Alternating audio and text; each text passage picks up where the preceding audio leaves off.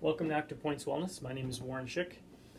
Just continuing along with some different self-care techniques for shoulder and neck mobility.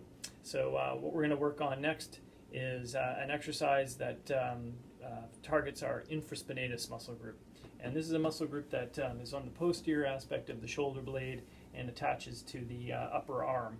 And again, with this kind of upper cross syndrome or this rotator rounded shoulder position, this muscle gets put under a lot of lengthened stretch and tension. So as we're doing our activities, this muscle is kind of helping to support the weight of the shoulders and is actually meant to be one of the joint stabilizers of the shoulder girdle, so one of the rotator cuff muscles.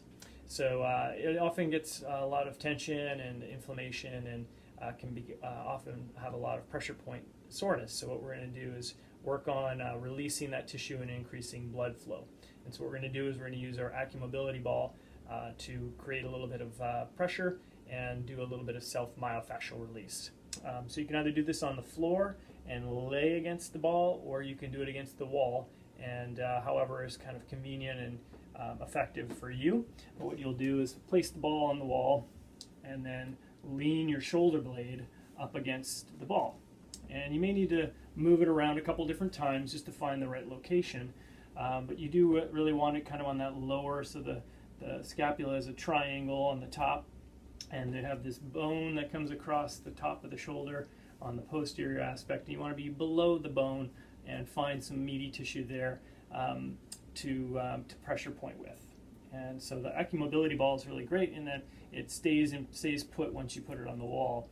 And then what we're going to do is, again, that shoulder movement that we've been doing in some of our other videos, where we're basically just coming up into a shoulder T.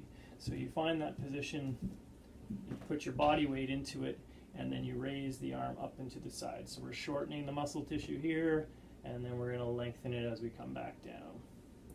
And you really want to take your time, nice and slow. And we'll again go through about 6 or 8 repetitions. Shorten and lengthen.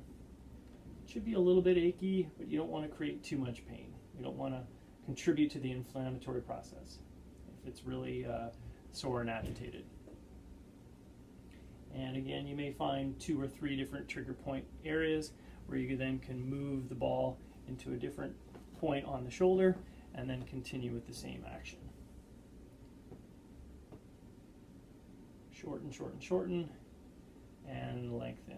Trying to work on developing a better position for the shoulder blade so that we're, again, moving and migrating away from this anterior or forward rounded posture. Okay? So I hope this helps. Perform it on a daily basis, about 4 to 6 times a week, and just spend maybe 5 or 10 minutes doing some of these self-care techniques together, and it pulls together in a really nice plan to help with mobility and help reduce pain, but also improve function. So I hope this helps, and we'll see you next time.